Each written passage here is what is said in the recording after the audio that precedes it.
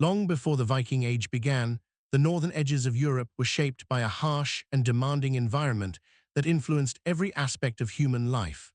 The regions that would later become Norway, Sweden, and Denmark were not unified kingdoms, but instead a patchwork of small tribal societies.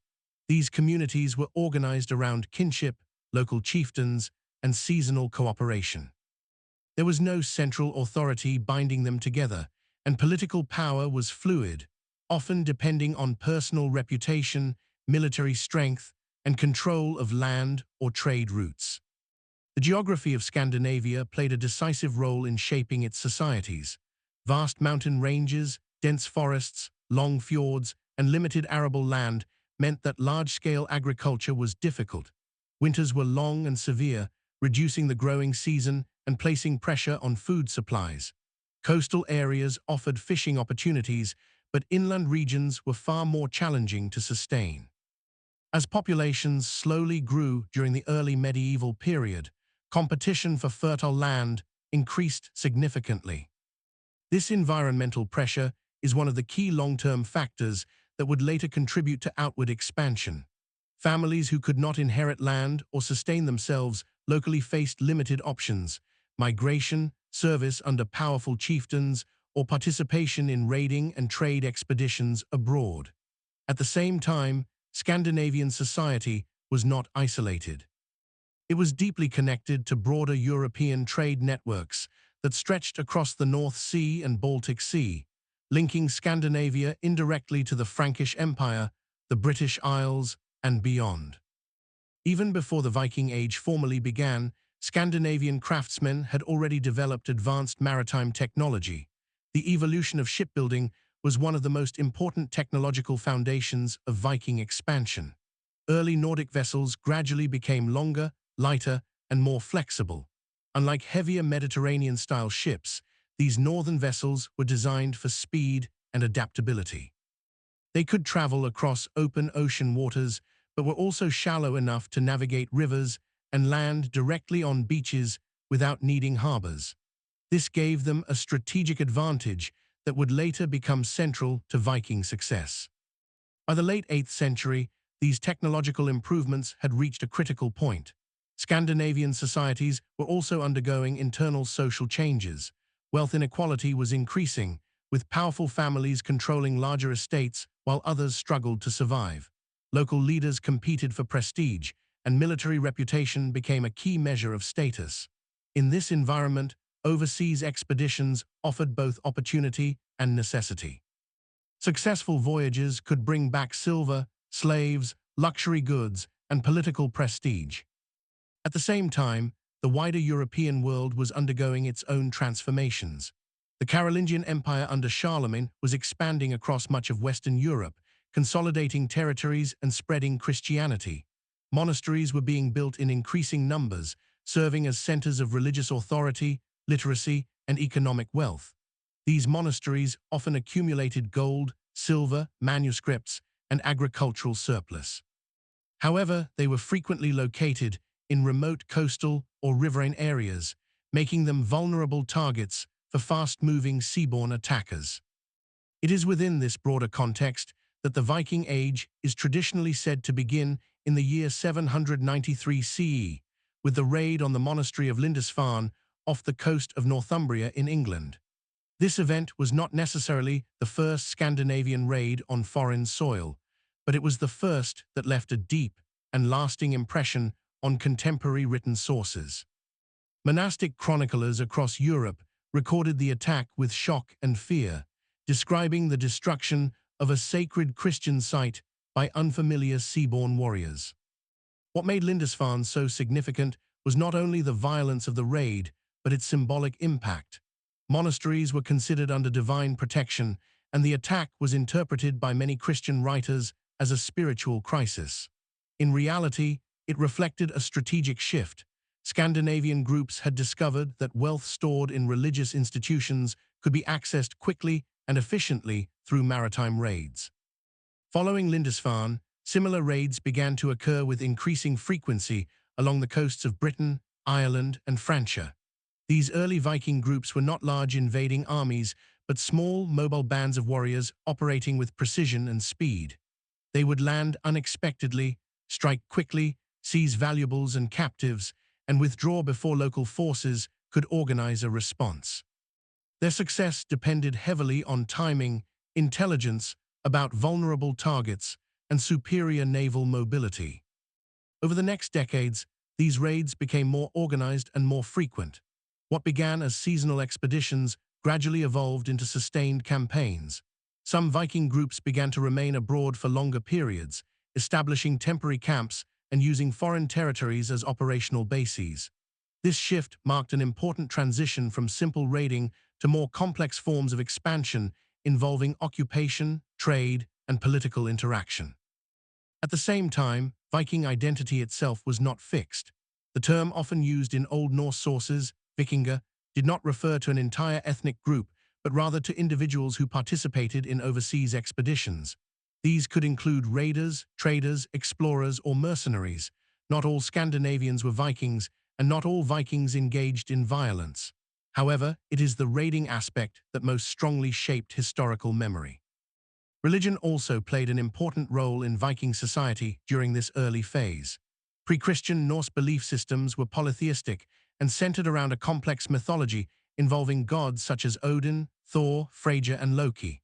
These deities were associated with war, fertility, wisdom, and fate. The cosmology included a structured universe connected by the world tree Yggdrasil, linking multiple realms of existence. Warrior culture was deeply intertwined with these beliefs, particularly the idea that dying in battle could lead to an honored place in Valhalla. Social organization in Scandinavia was based on a combination of kinship ties and legal assemblies. Local things served as governing institutions where disputes were settled and laws were recited orally. These assemblies reflected a society that valued negotiation and collective decision-making alongside martial strength. Power was not absolute, but negotiated among elites who depended on loyalty from followers. As Viking activity expanded beyond Scandinavia, these social structures were exported and adapted to new environments. In the British Isles, Ireland, Francia, and later Eastern Europe, Viking groups encountered different political systems and often integrated aspects of local governance while maintaining their own traditions. This adaptability would become one of the defining characteristics of Viking expansion. By the early 9th century, the pattern of raiding had become well established. Coastal monasteries, river settlements, and isolated towns across northern Europe were repeatedly targeted. However, as Viking groups gained experience abroad, their ambitions also grew. They began to engage not only in raiding, but also in trade, diplomacy, and settlement. This shift marked the beginning of a far more complex historical process that would reshape the medieval world. The Viking Age, therefore, did not emerge suddenly, but developed gradually from a combination of environmental pressure, technological innovation, political fragmentation, and economic opportunity. It was not a single event, but a long transformation that connected Scandinavia to a vast and expanding network of regions across Europe and beyond. This is where the true story begins. As Viking activity intensified after the first recorded raids of the late 8th century, the nature of their expansion began to shift in both scale and intention.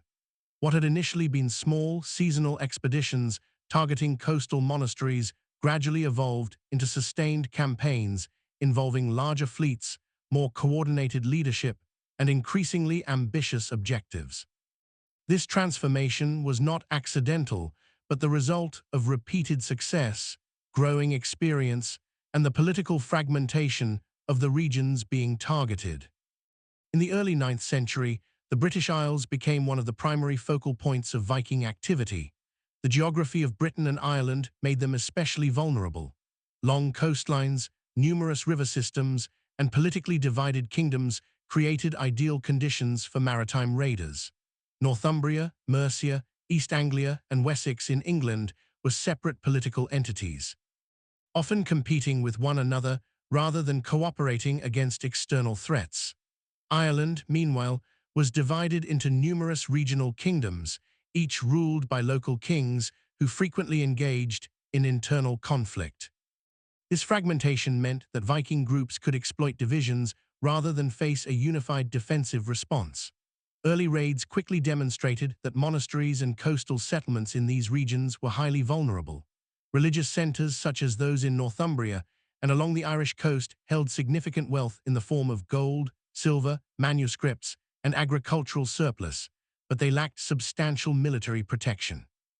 As Viking raids became more frequent, they also became more ambitious.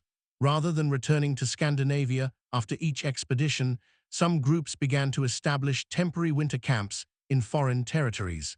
This marked a critical turning point. Overwintering allowed Viking forces to remain operational year-round, significantly increasing their strategic flexibility. They could launch campaigns in multiple seasons, respond more quickly to opportunities, and exert longer-term pressure on local kingdoms. By the mid-9th century, Viking activity in England escalated dramatically with the arrival of large organized forces that contemporary sources later referred to as the Great Heathen Army. This force was not a single unified nation-state army, but rather a coalition of experienced warriors, likely drawn from different parts of Scandinavia, including Denmark and possibly Norway. Unlike earlier raiding parties, the Great Heathen Army pursued clear political objectives beyond simple plunder. Its campaigns began with the systematic targeting of major Anglo-Saxon kingdoms. Northumbria was one of the first to fall under sustained pressure. Internal instability within the kingdom made it vulnerable, and Viking forces were able to capture key urban centers, including York, which became a major administrative and strategic hub under Norse control.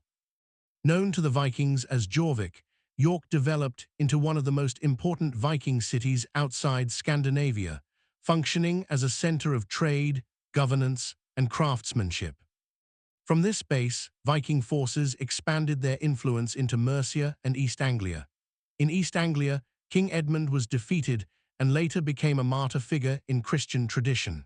In Mercia, shifting alliances and internal divisions weakened resistance, allowing Viking armies to exert significant control over large portions of territory. Some rulers attempted to resist militarily, while others chose to negotiate or pay tribute in the form of Danegeld, a protection payment intended to prevent further destruction. However, the payment of tribute often had the opposite effect. Rather than deterring Viking raids, it sometimes encouraged further demands, as successful extortion reinforced the economic viability of continued campaigns. This created a cycle in which kingdoms struggled to find a stable long-term response. During this same period, resistance in Wessex began to take shape under the leadership of King Alfred. Unlike other Anglo-Saxon rulers who had been defeated or displaced, Alfred recognized that survival required systemic reform rather than isolated military victories. His reign marked a turning point in the defensive strategy of Anglo-Saxon England. Alfred implemented a series of military and administrative reforms designed to counter Viking mobility and adaptability. One of his most important innovations was the development of a network of fortified settlements known as burhs. These were strategically located strongpoints designed to protect populations, secure trade routes, and provide defensive depth across the kingdom.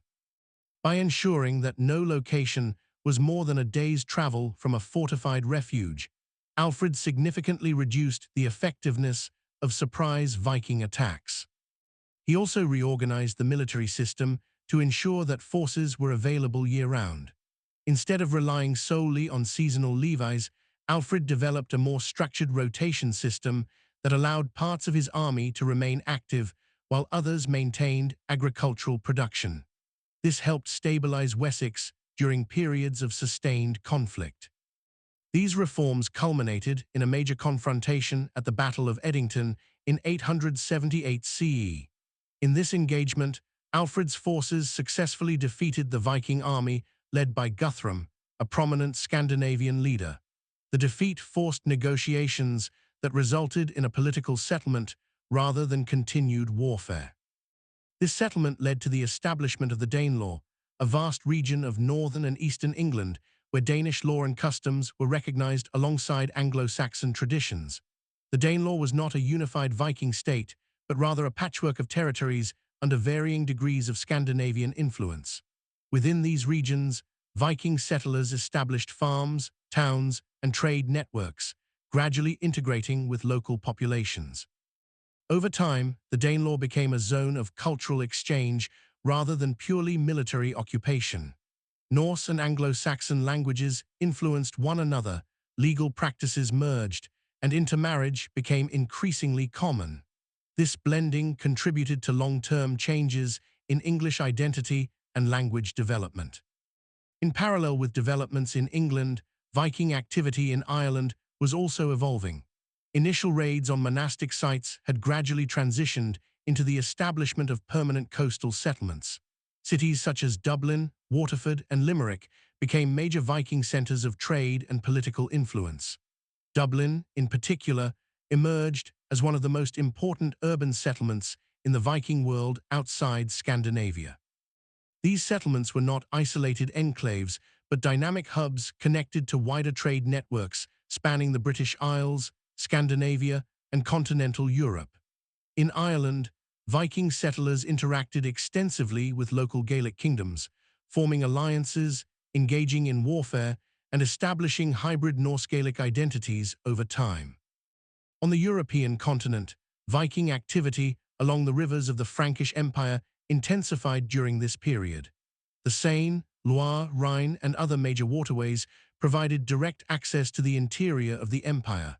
Viking fleets were able to sail deep inland, reaching wealthy urban centers and monastic institutions far from coastal defenses. One of the most notable examples of this river-based expansion was the repeated Viking sieges of Paris in the 9th century. Viking forces, taking advantage of political instability within the Carolingian Empire, were able to surround and attack the city, forcing negotiations that often resulted in significant tribute payments. These events highlighted both the reach of Viking mobility and the weaknesses of fragmented political systems in Western Europe. By the end of the 9th century, Viking activity had fundamentally altered the political landscape of Northern Europe. Kingdoms had been destroyed, restructured, or forced into new defensive systems. Viking settlers had established permanent communities in multiple regions.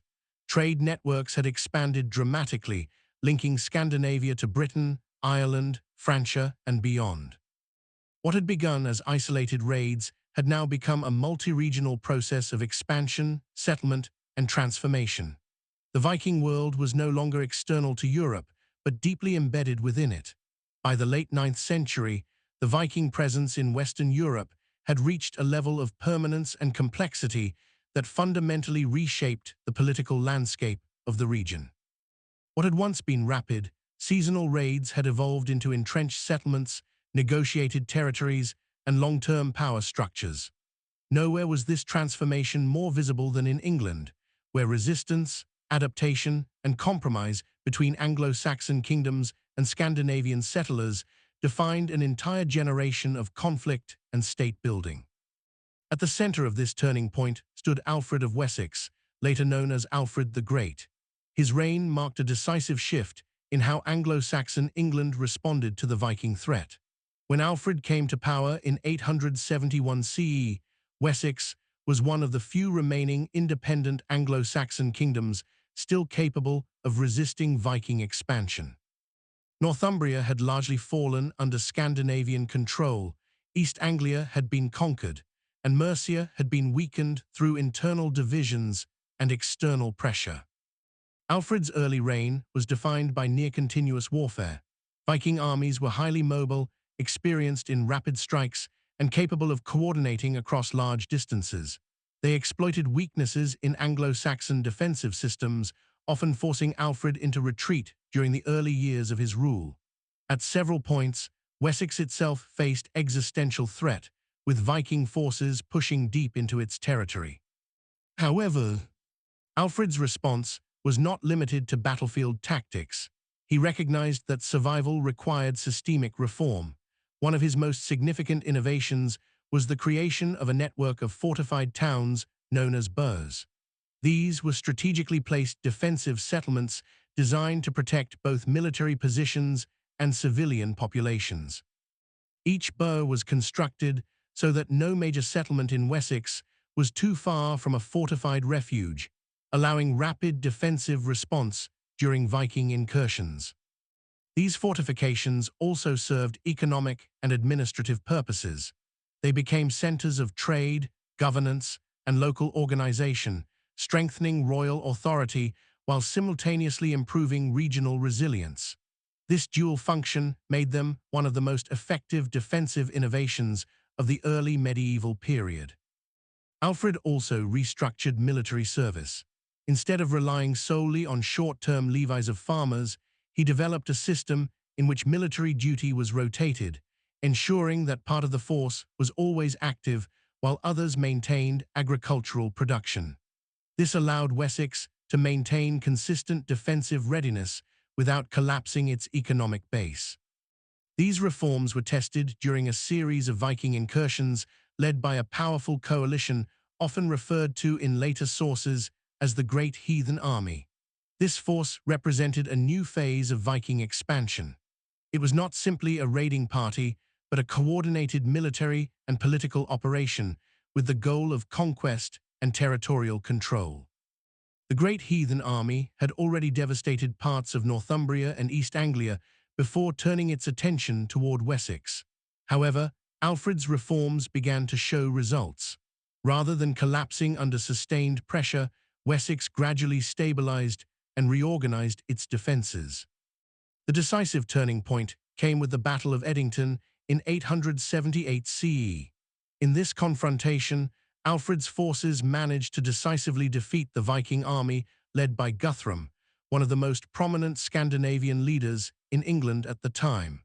The defeat forced negotiation rather than continued warfare.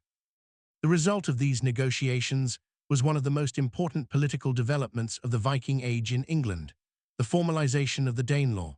The Danelaw referred to a large region of northern and eastern England where Scandinavian law, customs, and settlement patterns were officially recognized alongside Anglo-Saxon systems. It was not a unified Viking kingdom, but rather a patchwork of territories under varying degrees of Norse influence. Within the Danelaw, Viking settlers established farms, villages, and urban centers. Over time, these settlements became deeply integrated with local Anglo-Saxon populations. Cultural exchange occurred on multiple levels, including language, legal customs, trade practices, and social organization. Old Norse and Old English interacted extensively, producing lasting linguistic influence that remains visible in modern English today. Cities such as York, known to the Vikings as Jorvik, became major administrative and economic centers within the Danelaw. York, in particular, developed into one of the most important Viking cities outside Scandinavia. It functioned as a hub for trade routes connecting the North Sea, the Irish Sea, and inland river systems. Archaeological evidence from York reveals a highly developed urban environment with craftsmanship in metalwork, textiles, and trade goods sourced from across Europe and beyond. At the same time, Viking activity in Ireland was undergoing its own transformation. Initial raids on monastic sites had evolved into permanent settlement and urban development. Cities such as Dublin, Waterford, and Limerick became major Norse-controlled centers. Dublin, in particular, emerged as a critical node in Viking trade networks, linking Ireland to Scandinavia, Britain, and continental Europe. These Irish Viking settlements were not isolated colonies. They were deeply integrated into local political systems. Norse leaders formed alliances with Gaelic kings, engaged in warfare against rival Irish factions, and gradually developed a hybrid Norse-Gaelic identity. Over time, cultural distinctions between Vikings and local populations became increasingly blurred. On the European continent, Viking activity continued to exert pressure on the fragmented Carolingian successor states. The river systems of Francia remained especially vulnerable. Viking fleets could penetrate deep inland via the Seine, Loire, and Rhine rivers, bypassing coastal defenses entirely. This allowed them to reach major urban centers and monastic institutions far from the sea. One of the most significant examples of this river-based expansion was the repeated Viking sieges of Paris in the 9th century.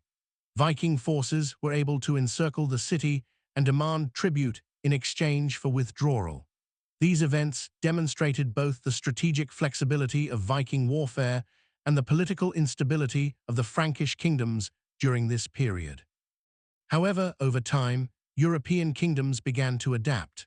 Fortifications improved, military organization became more centralized, and regional rulers developed more effective responses to Viking mobility. This gradual adaptation reduced the long-term effectiveness of large-scale Viking raids. By the end of the 9th century, the Viking world had become deeply embedded within European political structures. Rather than existing as external raiders, Vikings were now settlers, rulers, mercenaries, and trading partners across multiple regions. Their influence extended from England and Ireland to Francia, from the Baltic to the Mediterranean trade networks. This transformation marked a fundamental shift in medieval history. The Viking Age was no longer defined solely by raids and violence, but by integration, adaptation, and the creation of new hybrid societies across Europe. While Viking power was reshaping the political landscape of England, Ireland, and continental Europe, an entirely different form of expansion was unfolding in the far North Atlantic.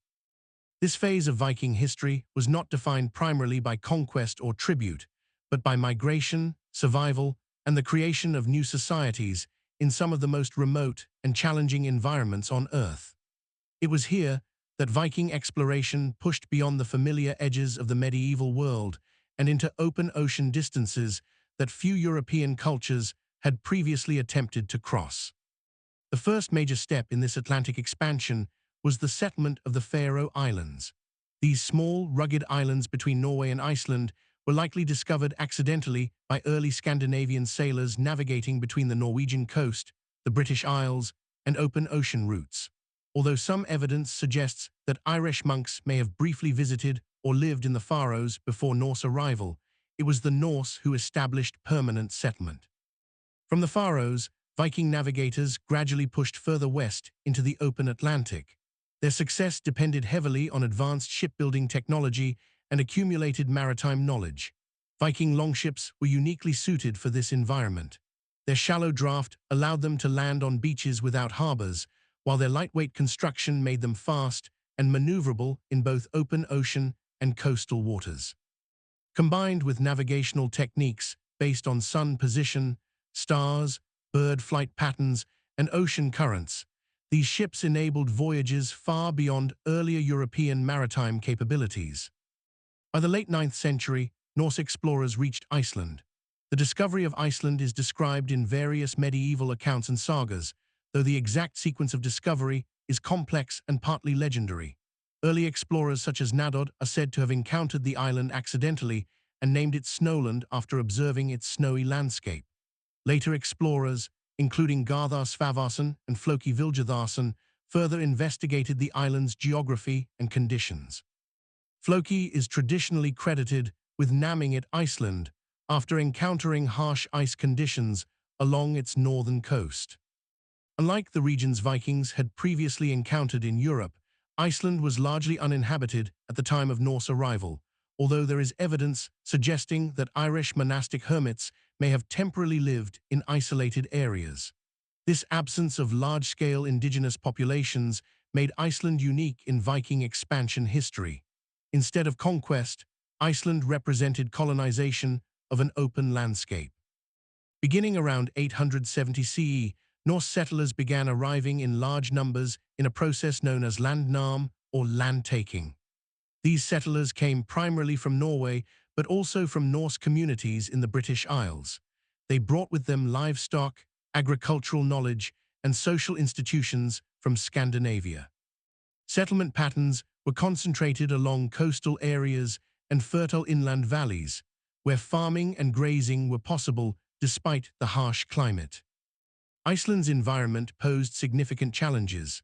Volcanic activity, limited timber resources, unpredictable weather, and long winters made survival difficult. However, settlers adapted by relying heavily on livestock farming, fishing, and careful resource management. Over time, Iceland developed into a structured society of independent farmers and chieftains.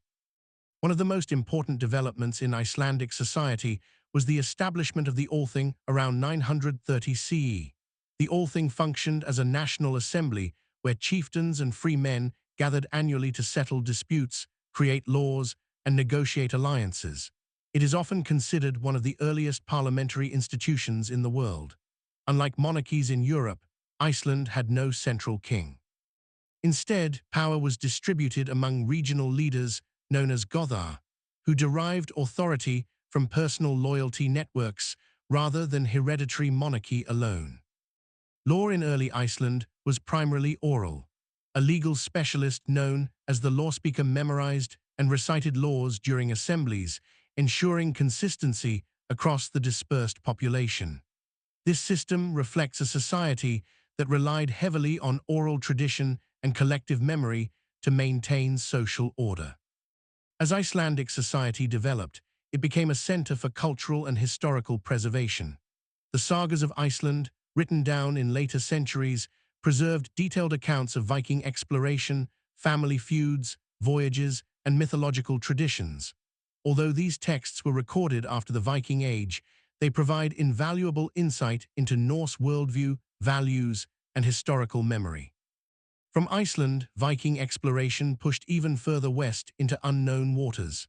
In the late 10th century, Norse explorers such as Eric the Red, who had been exiled from Iceland due to violent conflicts, sailed westward and discovered Greenland.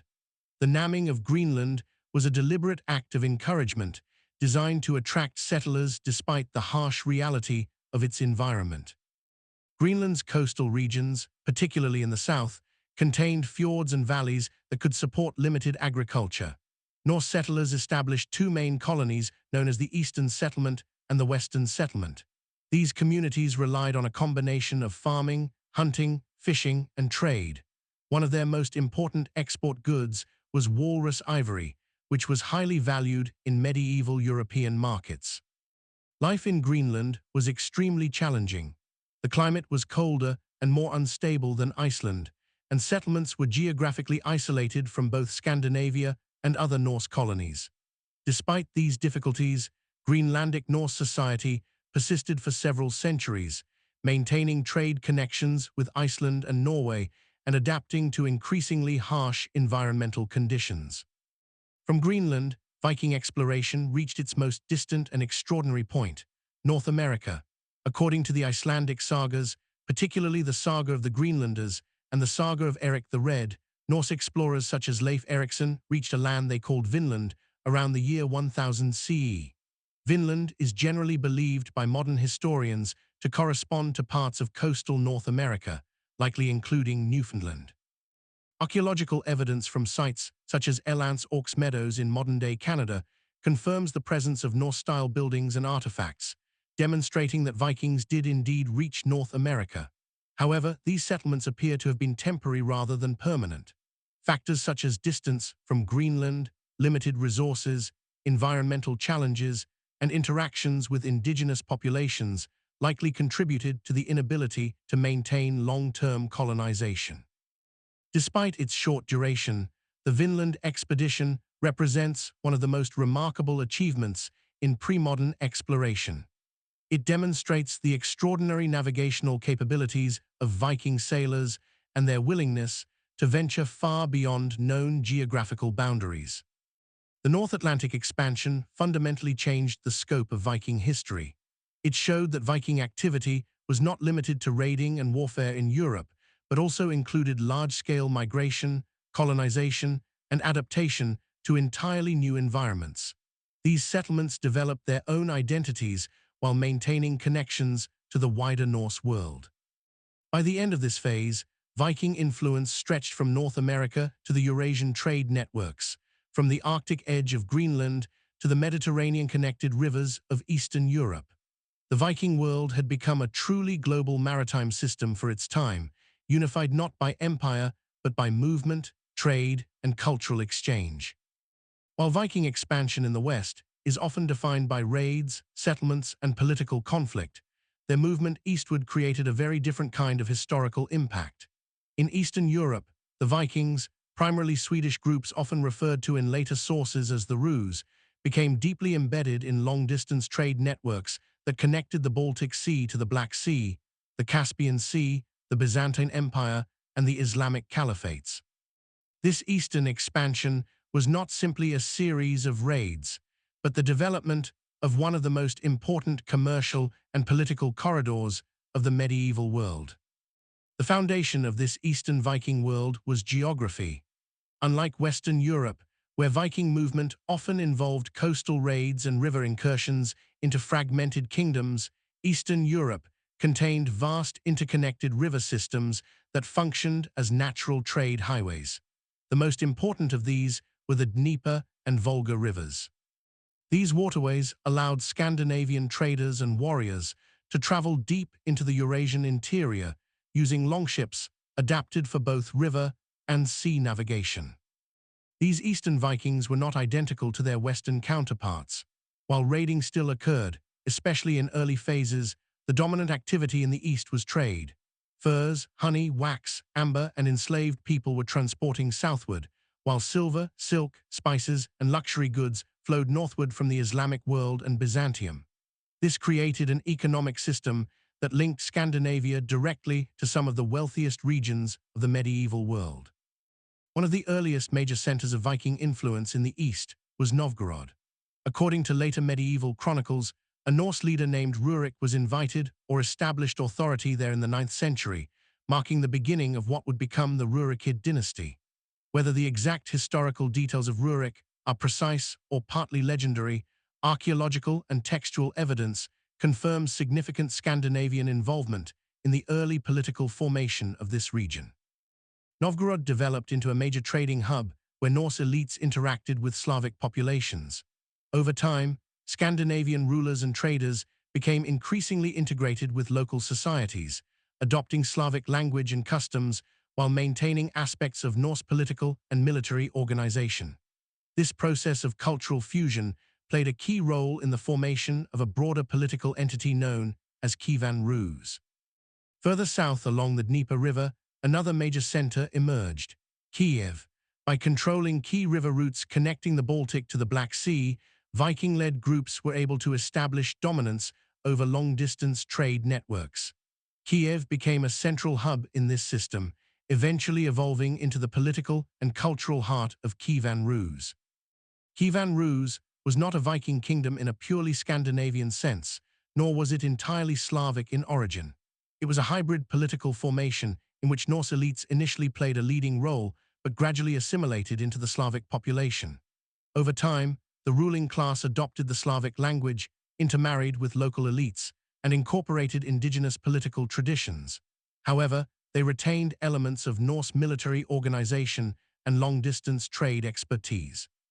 The significance of Kievan Rus extends far beyond its Viking origins.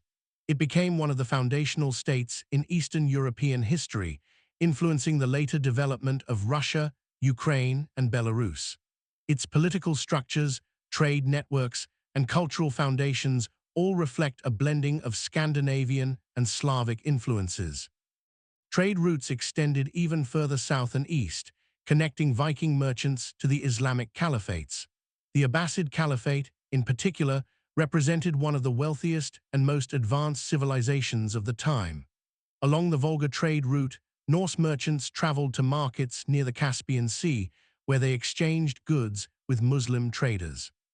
These interactions are documented in part by Islamic writers such as Ahmad ibn Fadlan, whose account of meeting the Rus provides one of the most detailed external descriptions of Viking society.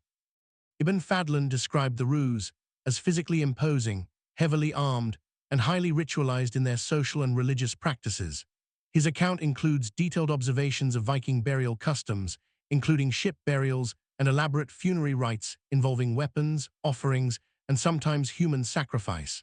While his perspective was shaped by cultural differences, his writings remain one of the most valuable contemporary sources for understanding Viking presence in the East. These Eastern trade networks also had a profound impact on Scandinavia itself. The influx of silver coins from the Islamic world, known as dirhams, has been widely discovered in Scandinavian archaeological sites. This evidence demonstrates the scale and importance of eastward trade connections. Wealth accumulated through these routes contributed to the rise of powerful chieftains and the gradual consolidation of political authority in Scandinavia. At the same time, Viking presence extended into the Byzantine Empire. One of the most famous institutions associated with this connection was the Varangian Guard. These were elite Viking warriors who served as personal bodyguards to the Byzantine emperors in Constantinople. Known for their loyalty and combat effectiveness, they were highly valued in Byzantine military and political systems. Service in the Varangian Guard offered Vikings direct access to one of the richest and most sophisticated cities in the medieval world.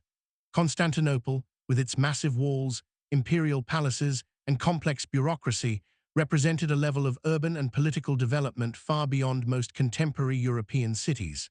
For Viking warriors, serving in Byzantium provided not only wealth, but also prestige and exposure to advanced cultures. The presence of Vikings in Byzantium further illustrates the adaptability of Norse society.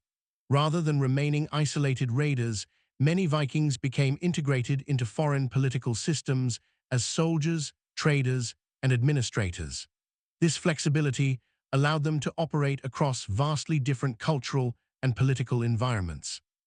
By the 10th and 11th centuries, the Eastern Viking networks had become deeply embedded in Eurasian trade systems.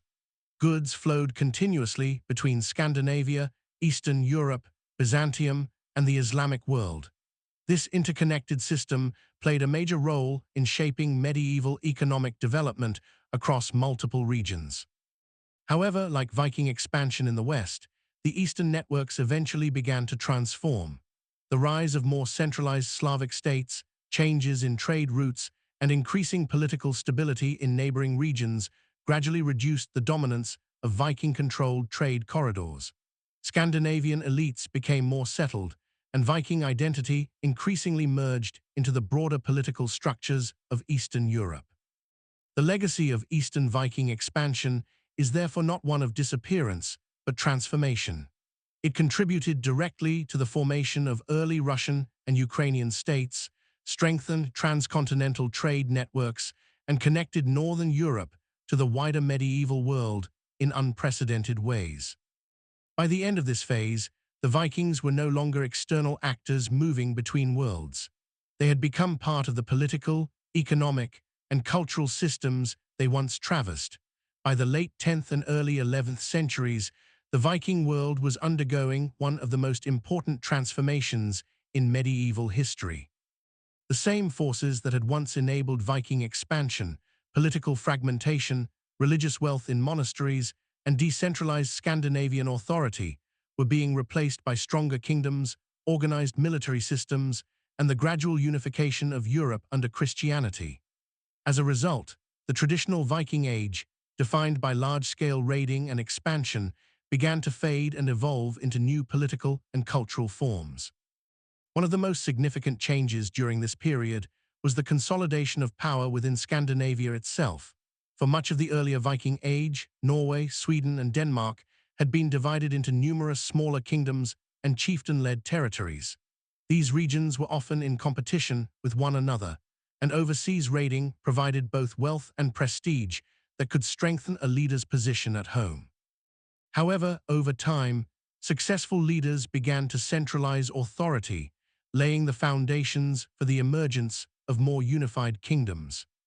In Denmark, rulers such as Gorm the Old and his son Harald Bluetooth played a central role in this process. Harald Bluetooth is particularly significant because he is associated with the formal Christianization of Denmark. According to runic inscriptions and later historical accounts, Harald claimed to have unified much of Denmark and introduced Christianity to his people.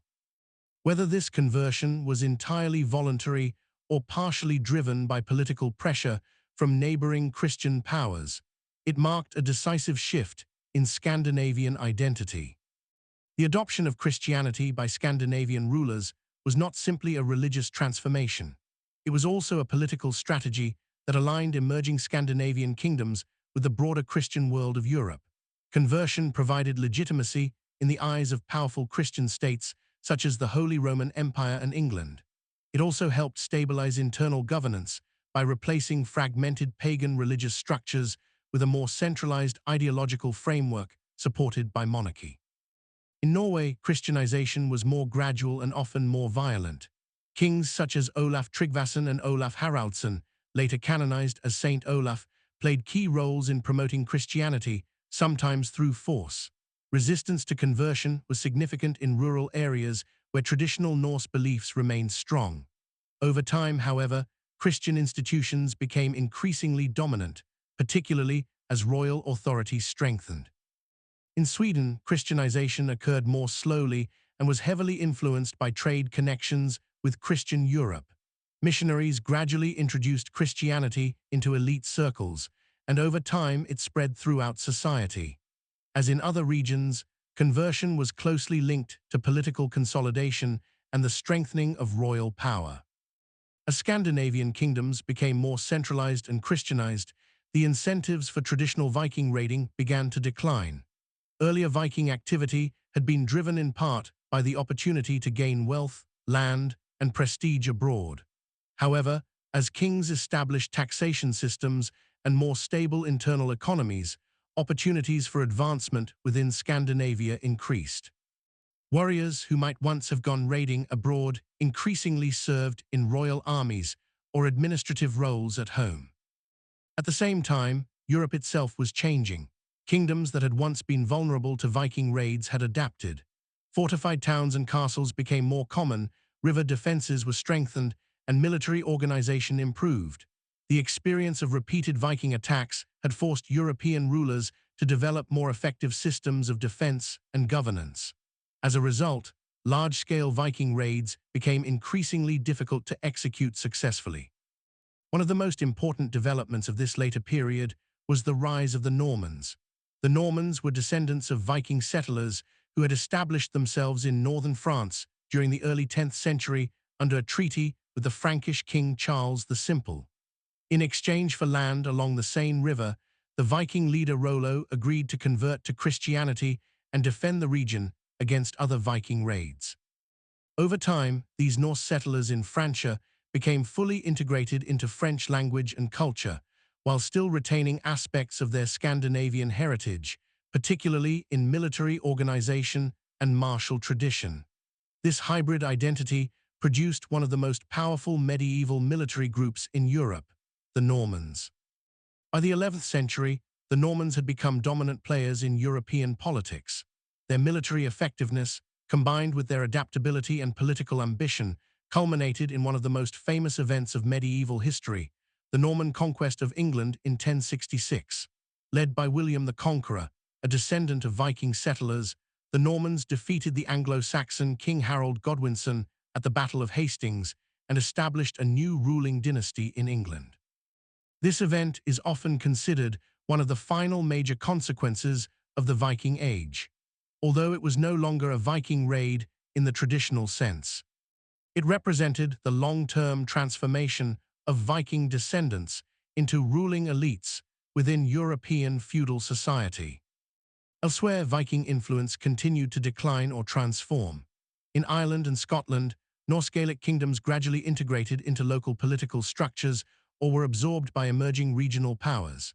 In Eastern Europe, the Kievan Rus adopted Orthodox Christianity under Prince Vladimir in 988 CE, aligning the region more closely with Byzantium and accelerating cultural assimilation between Norse elites and Slavic populations. In England, the Danelaw gradually disappeared as political unification under stronger kings reduced Scandinavian autonomy. Viking-descended populations remained, but they were increasingly integrated into the broader Anglo-Saxon and later Norman English identity. By the early 11th century, one of the last major traditional Viking military campaigns occurred under King Harald Hardrada of Norway. In 1066, Harald attempted to claim the English throne, leading to the Battle of Stamford Bridge. His defeat and death in this battle is often regarded by historians as symbolically marking the end of the Viking Age. Although Viking descendants continued to influence European history, large-scale Viking raiding expeditions effectively came to an end. The decline of the Viking Age was not a sudden collapse, but a gradual transformation. Scandinavian societies evolved into centralized Christian kingdoms. Viking settlers became integrated into European states. Trade replaced raiding as the dominant form of external engagement. The Viking identity itself was absorbed into the broader medieval world. What remained was not disappearance, but legacy. The Viking Age ended because the world that had created it no longer existed, even after the Viking Age had effectively ended as a period of large-scale raiding and expansion. Its influence continued to shape Europe in deep and lasting ways. The legacy of the Vikings cannot be understood as a single outcome or isolated cultural footprint. Instead, it is a wide and interconnected set of transformations that affected language, law, politics, genetics, urban development, trade systems, and cultural memory across multiple regions of the medieval world. One of the most visible and enduring Viking contributions is found in language. As Scandinavian settlers established themselves in regions such as England, Ireland, Normandy, and parts of Eastern Europe, their language came into sustained contact with local dialects. In England, especially within the areas formerly controlled by the Danelaw, Old Norse, and Old English interacted over generations. This prolonged contact resulted in significant linguistic borrowing that permanently altered the development of the English language. Many everyday English words have Old Norse origins, particularly those related to law, navigation, warfare, and daily life. Words such as sky, egg, knife, window, and anger entered English through Norse influence. Even more fundamentally, some of the most commonly used pronouns in modern English, such as they, them, and their, are derived from Old Norse forms. This level of linguistic integration is rare in history and demonstrates how deeply Viking settlement affected the cultural development of England. In addition to language, Viking influence also extended into legal and political traditions. Norse societies were organized around assemblies known as things, where free men gathered to resolve disputes, establish laws, and make collective decisions. These assemblies were not democratic in the modern sense, but they did reflect a structured system of communal governance and oral law. In regions where Vikings settled, especially in Iceland and parts of the British Isles, these traditions influenced local governance structures. Iceland, in particular, developed one of the earliest parliamentary systems in the world through the establishment of the Althing around 930 CE. This national assembly functioned as a central legal institution where disputes were settled and laws were maintained without a king or centralized monarchy. The Icelandic system demonstrates how Viking political traditions could evolve into highly structured legal institutions under specific environmental and social conditions. Law in early Iceland was preserved orally by a legal speaker who memorized and recited legal codes during assemblies. This reliance on oral tradition highlights the importance of memory, consensus, and social accountability in Norse governance. Archaeology has also played a crucial role in reshaping modern understanding of Viking society. Excavations across Scandinavia, Britain, Ireland, and beyond have revealed a complex and highly interconnected world. Viking burial sites often contain goods from distant regions, including Arabic silver coins, Byzantine luxury items, and Frankish weapons. These findings demonstrate that Viking society was deeply embedded in global trade networks rather than isolated or purely raiding-based. Urban archaeology, particularly in sites such as York, Jorvik, Dublin, and Kiev, shows evidence of highly organized settlements with specialized craftsmanship. These cities contain workshops for metalworking, textile production, leather goods, and trade goods. Far from being chaotic encampments, Viking urban centers were structured economic hubs that played major roles in regional trade systems. Genetic studies have further confirmed the long-term impact of Viking expansion. Modern populations in regions such as northern England, Scotland, Ireland, Normandy, and parts of Eastern Europe show measurable Scandinavian ancestry. This genetic legacy reflects centuries of migration, intermarriage, and settlement rather than short-term occupation. It reinforces the idea that Viking expansion was a process of integration rather than replacement. Culturally, one of the most influential Viking legacies comes from their mythology and literary tradition. Much of what is known about Norse mythology was recorded in later medieval Icelandic texts, particularly the Poetic Edda and Prose Edda. These works preserve stories of gods such as Odin, Thor, Loki, and Freyja, as well as cosmological narratives involving the creation and destruction of the world. These mythological traditions have had a lasting impact far beyond the Viking Age. Themes such as Ragnarok, the final battle leading to the end of the world, continue to influence modern literature, art, and popular culture. Viking mythology has been reinterpreted across centuries, shaping modern fantasy literature, film, and global entertainment. However, it is also important to separate historical reality from later mythologization. The popular image of Vikings as horned-helmeted warriors is not supported by historical evidence. Similarly, the idea of Vikings as purely violent raiders ignores their roles as farmers, traders, explorers, and settlers. Archaeological and historical research shows that Viking society was highly complex and multifaceted. Economically, Viking trade networks played a major role in connecting distant regions of the medieval world. The movement of goods between Scandinavia, Byzantium, the Islamic caliphates, and Western Europe created an interconnected system of exchange that influenced economic development across multiple continents. This system helped integrate Northern Europe into broader global trade patterns long before the modern era. Politically, Viking influence contributed directly to the formation of several important medieval states. Normandy became one of the most powerful duchies in Europe and later played a decisive role in the Norman conquest of England. The Kievan Rus laid the foundations for later Russian and Ukrainian state development. Iceland developed a unique legal and political system that remains historically significant today. In urban development, Viking settlements helped shape the growth of several major European cities. York, Dublin, and Kiev all developed significantly under Viking influence, becoming important centers of trade, governance, and cultural exchange. Many of these cities remain important urban centers in the modern world. Perhaps the most important aspect of Viking legacy is transformation. The Vikings were not simply invaders or destroyers, they were agents of cultural exchange who helped reshape the medieval world. Their movement across vast distances connected regions that had previously been only loosely linked. Their settlements created new hybrid societies. Their trade networks integrated economies across continents. By the end of the Viking Age, the identity of the Vikings themselves had changed. Scandinavian societies had become Christian kingdoms. Viking settlers had become integrated into European nobility. Their descendants ruled kingdoms, served in foreign courts, and contributed to the development of medieval Europe.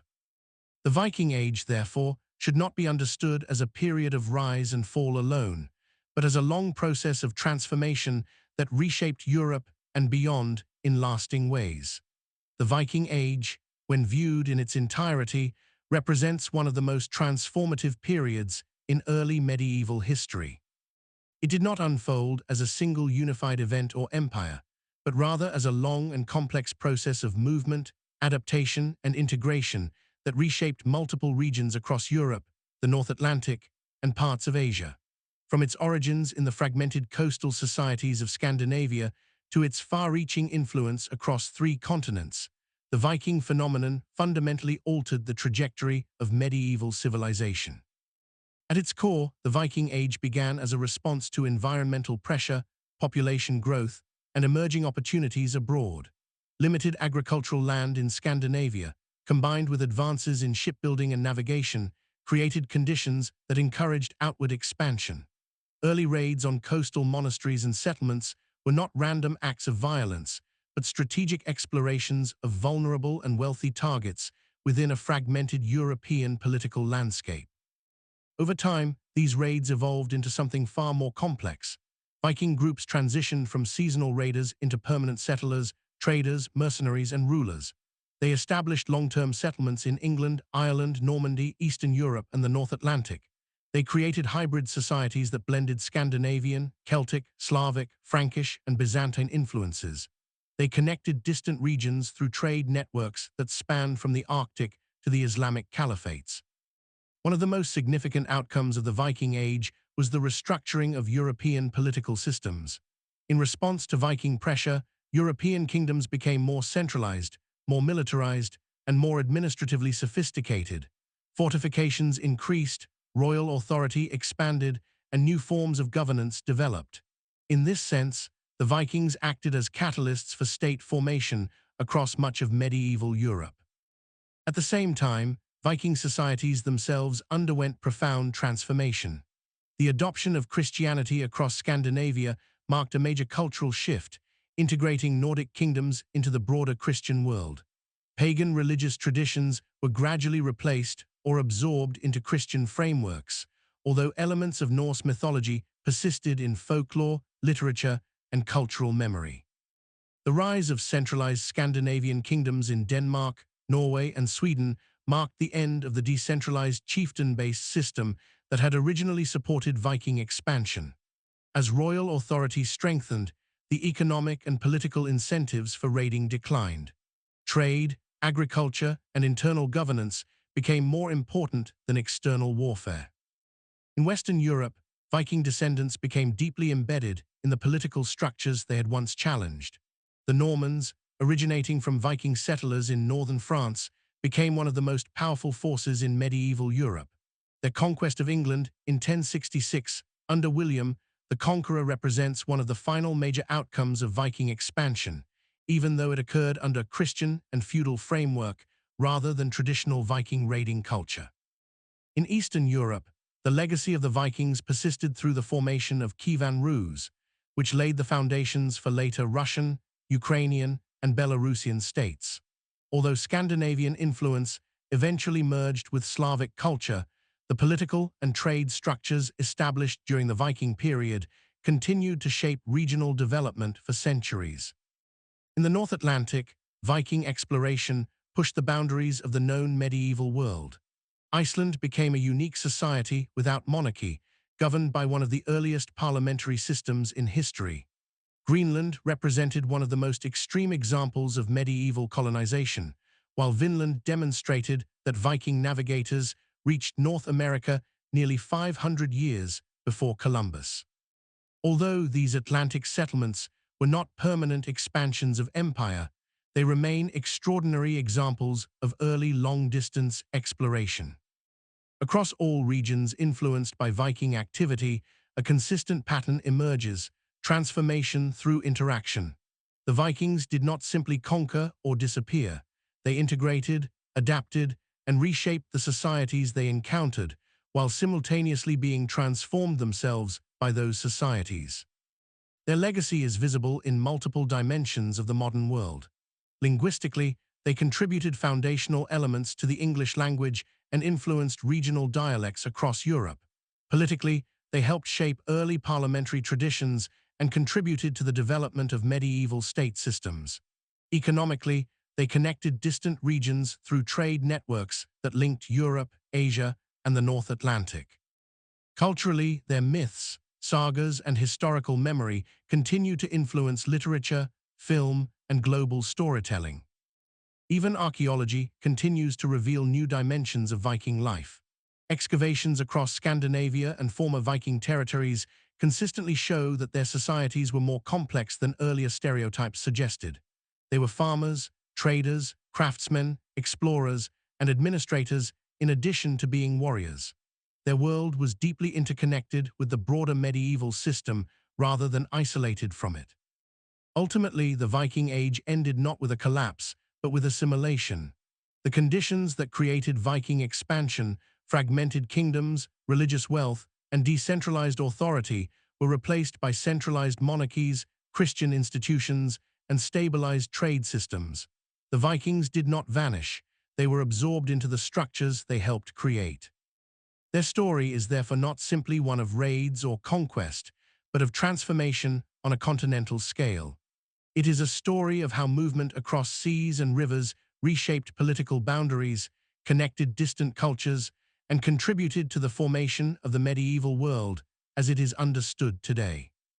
The Viking Age stands as a reminder that history is not only shaped by empires and states, but also by networks of people moving, trading, adapting, and transforming the world around them. Like and subscribe and comment what topic you would like to see covered in the next video.